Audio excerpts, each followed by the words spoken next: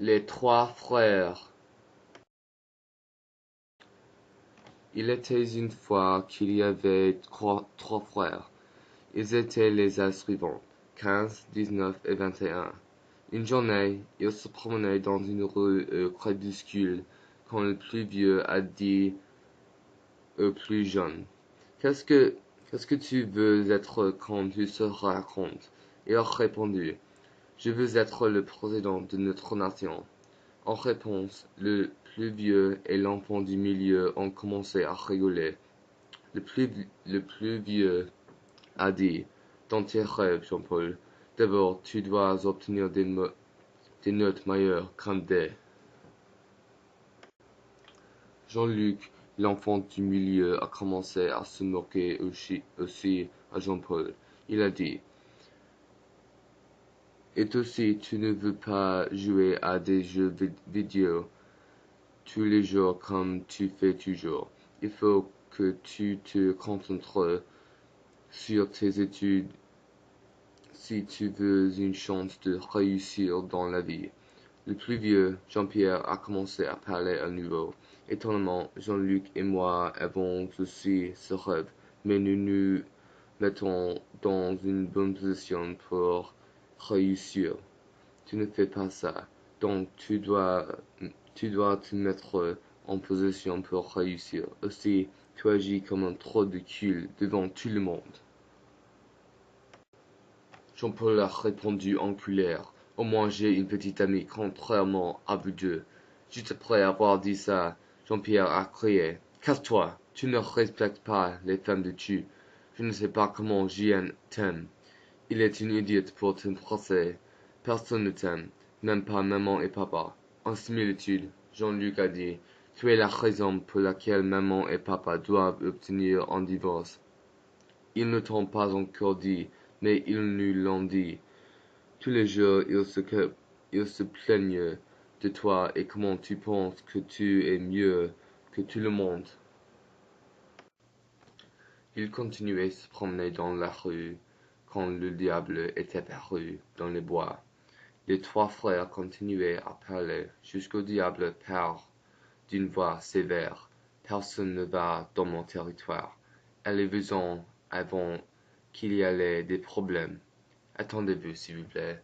Jean-Pierre a dit nerveusement au diable: Nous avons une question importante.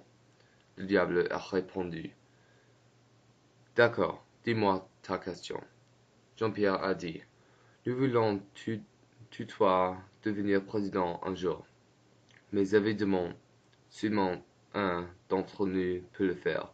Alors, qui croyez-vous deviendra le président? Après quelques secondes, le diable avait une réponse. Il a dit: Quel est le nom de la personne à gauche de toi? Avec excitation, Jean-Paul a crié: C'est moi! Ces deux imbéciles ont toujours douté de moi. Ils me disent que je n'ai pas d'éthique de travail.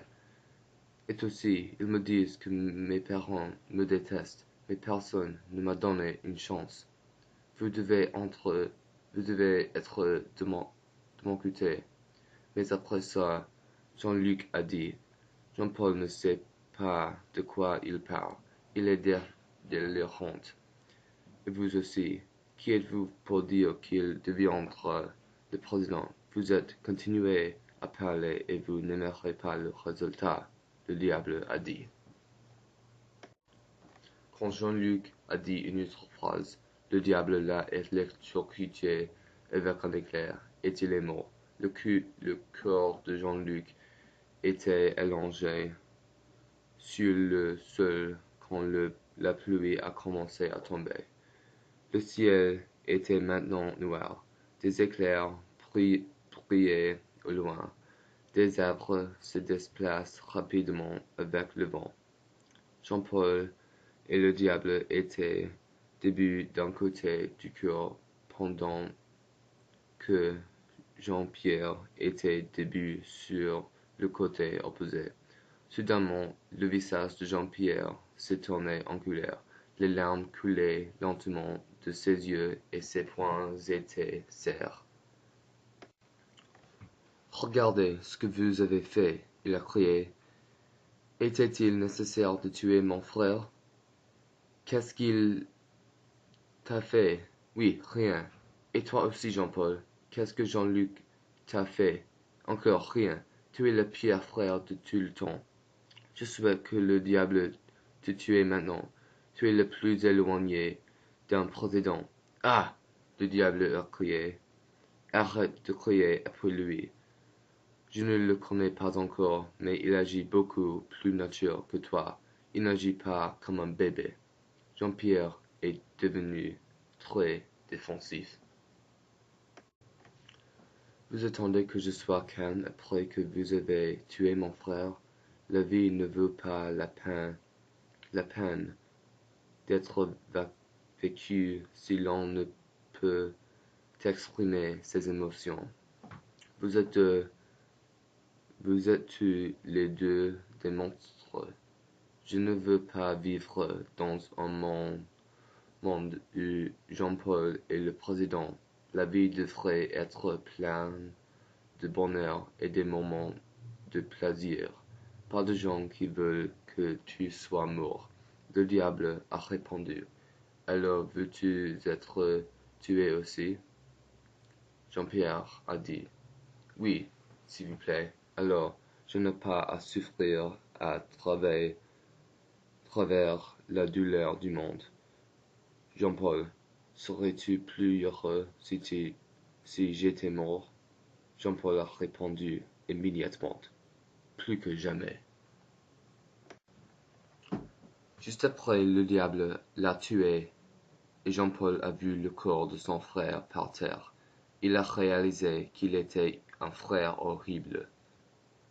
Il ne pouvait pas croire ce qui était arrivé. Pour régler les choses, il a demandé au diable de le tuer. À la fin, tous les trois frères étaient morts. Dans la vie, deux torts ne font pas le doigt. La fin.